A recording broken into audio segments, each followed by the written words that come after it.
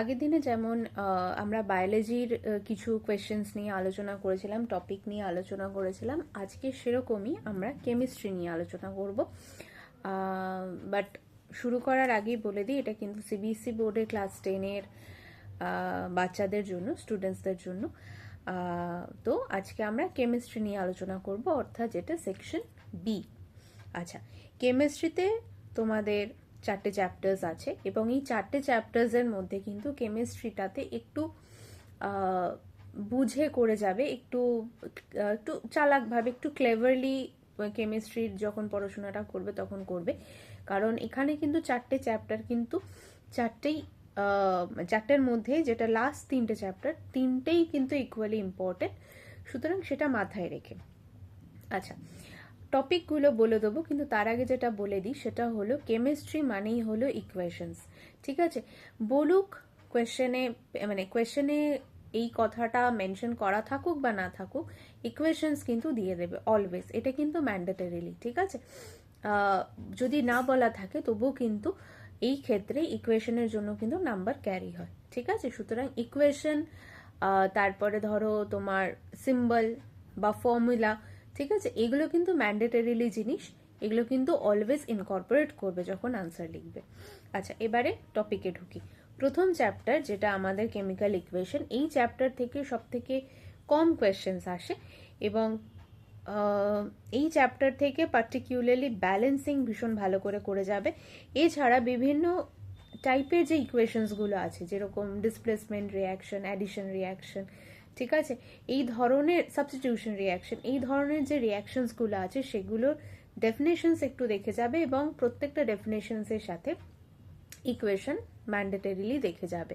Equation based question আসবে, usually direct question আসে না। আর লাস্ট হচ্ছে রেডক্স রিয়াকশন। রেডক্স মানে যেখানে এমন একটা রিয়াকশন যেখানে অক্সিডেশনও হচ্ছে, রিডাকশনও হচ্ছে, সেখান থেকে কিন্তু তোমাকে সেই ইকুয়েশনটা দিয়ে বলতেই পারে যে রেডক্স কিভাবে হচ্ছে সেটাকে বোঝাও। খুব ইম্পর্টেন্ট জায়গা, দেখে যাও।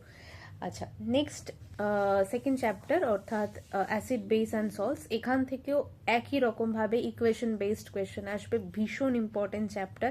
ঠিক আছে, যেখানে এরকম বলতেই পারে যে কোনো একটা মেটালের সাথে রিয়াকশন বোঝাও, অক্সিডেশন কিভাবে হচ্ছে বোঝাও, আগের চ্যাপ্টারের সাথে কিন্তু লিঙ্ক করে এক্ষেত্রে কিন্তু কোয়েশ্চেন আসতে পারে। এছাড়া সল্ট ফরমেশন ভীষণ ইম্পর্টেন্ট, দেখে যাবে। বিভিন্ন ধরনের যে সল্টসগুলো আছে, ঠিক আছে, সেগুলোর অ্যাপ্লিকেশন, যেরকম ব্লিচিং পাউডার হতে পারে, কস্টিক সোডা হতে পারে, ওয়াশিং সোডা হতে পারে, এইগুলোর প্রত্যেকের ফর্মুলা আর অ্যাপ্লিকেশনস ইম্পর্টেন্ট, দেখে যাবে। নেক্সট যেটা এখান থেকে আসে সেটা হলো পিএইচ বেস কোয়েশ্চেন, এবং সেখানে কিন্তু তোমাদের অ্যাপ্লিকেশন বা কোথায় পিএইচ বেসিক্যালি ব্যবহার করা হচ্ছে, বা আমাদের বডিতে কোথায় পিএইচ আছে, যেমন digestion, food decay, teeth decay হওয়ার যে জায়গাটা, সেখানে কেন হচ্ছে, সেক্ষেত্রে পিএইচ এর কি function, what is the role, এই ধরনের কোয়েশ্চেন আসতে পারে অ্যাপ্লিকেশন বেসড। 3 নম্বর চ্যাপ্টার অর্থাৎ মেটাল নন মেটালস, এক্ষেত্রে মেটাল নন মেটালসের যে ডিফারেন্স সেটা একটু দেখে যেও। ঠিক আছে, প্রপার্টিজ, ফিজিক্যাল কেমিক্যাল প্রপার্টিজের মধ্যে কি ডিফারেন্স আছে সেগুলো অনেক সময় আসে ডিফারেন্স হিসাবে আসতে পারে। এবং আগেন রিয়াকশন বেসড কোয়েশ্চেন, বারবার করে বলছি, ভীষণ ভীষণ ইম্পর্টেন্ট, প্রত্যেকটা চ্যাপ্টার থেকে কিন্তু রিয়াকশন বেসড কোয়েশ্চেন কিন্তু আসে। আর এক্ষেত্রে রিঅ্যাক্টিভিটি সিরিজ এবং তার যে অ্যাপ্লিকেশন খুব ভালো করে যাবে, ভীষণ ইম্পর্টেন্ট জায়গা, রিঅ্যাক্টিভিটি সিরিজটা খুব ইম্পর্টেন্ট। আর লুইস ডট মেথড দিয়ে যে ইলেকট্রোভ্যালেন্ট যে কম্পাউন্ডসগুলো আছে তার যে স্ট্রাকচার, সেটা লুইস ডট মেথড দিয়ে বোঝানো, ওখান থেকে একটা কোয়েশ্চেন আসতে পারে এবং ভীষণ ঠিকঠাকভাবে করলে কিন্তু ফুল মার্কস পাওয়া যায়, সুতরাং সেটা একটুখানি দেখে যাওয়া।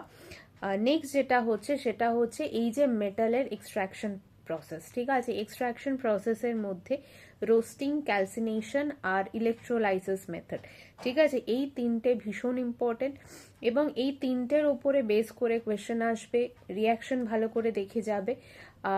ইলেকট্রোলাইসিসের ওপরে যেমন কোনটা, কোনো একটা মেটাল এক্সট্রাকশনের ক্ষেত্রে কোনটা অ্যানোডে নেওয়া হয়, ক্যাথোডে নেওয়া হয়, কোন সল্ট আমরা নেব অ্যাজ আ ইলেকট্রোলাইট, এই ধরনের কোয়েশ্চেন আসতে পারে। লাস্ট হচ্ছে কোরোশন, বিভিন্ন মেটালের বিভিন্ন ধরনের কোরোশন হয় এবং সেটাকে কিভাবে আমরা প্রিভেন্ট করতে পারবো, এবং কোরোশনের প্রিভেন্টিভ মেজারের সঙ্গে ইলেকট্রোলাইসিস প্রসেস আমরা কিভাবে ইনকর্পোরেট করতে পারি, যেমন গ্যালভানাইজেশন। ঠিক আছে, এই ধরনের কোয়েশ্চেন্স আসতে পারে। এই চ্যাপ্টারটা কিন্তু ভালো করে দেখে যাবে, কোয়েশ্চেন্স কিন্তু প্রচুর আসে। আচ্ছা, লাস্ট যেটা সব থেকে ইম্পর্টেন্ট কোয়েশ্চেন তোমাদের কেমিস্ট্রির ক্ষেত্রে, সেটা হলো কার্বন অ্যান্ড ইটস কম্পাউন্ড। এই ক্ষেত্রে স্ট্রাকচার অফ হাইড্রোকার্বনস ভীষণ ইম্পর্টেন্ট, তার সাথে যে সমস্ত ফাংশনাল গ্রুপ আছে এবং আইউপ্যাক নেমিং। ঠিক আছে, খুব খুব ইম্পর্টেন্ট, ভালো করে দেখে যাবে, ভীষণ আসতে পারে। এছাড়া কেমিক্যাল প্রপার্টি, পার্টিকুলারলি অ্যালকেন আর অ্যালকিনের, অর্থাৎ আনস্যাচুরেটেড হাইড্রোকার্বনস আর যেখানে ডাবল বন্ডিং যেগুলো, ঠিক আছে, মানে আনস্যাচুরেটেড এর মধ্যে ডাবল বন্ড যেটা অ্যালকিন যেটা, সেটা কিন্তু পার্টিকুলারলি ইম্পর্টেন্ট অ্যালকাইনের থেকেও। আর স্যাচুরেটেড খুব ভালো করে দেখে যাবে, অর্থাৎ অ্যালকেনস।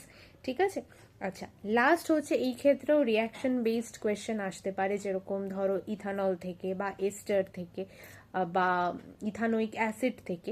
ঠিক আছে, যে রিয়াকশন বেসড কোয়েশ্চেন আসতে পারে, যেখানে এক্স ওয়াই করে হয়তো একটা রিয়াকশন তোমাকে দিয়ে দিল এবং সেখান থেকে তোমাকে বুঝে বার করতে হবে, আইডেন্টিফাই করতে হবে, এবং তার উপরে বেস করে কোয়েশ্চেন।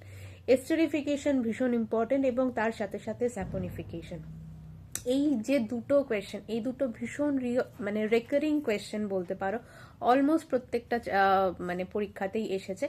এস্টারিফিকেশন আর স্যাপনিফিকেশন খুব ভালো করে যাবে। তো এইটা গেল হচ্ছে আমাদের কেমিস্ট্রি।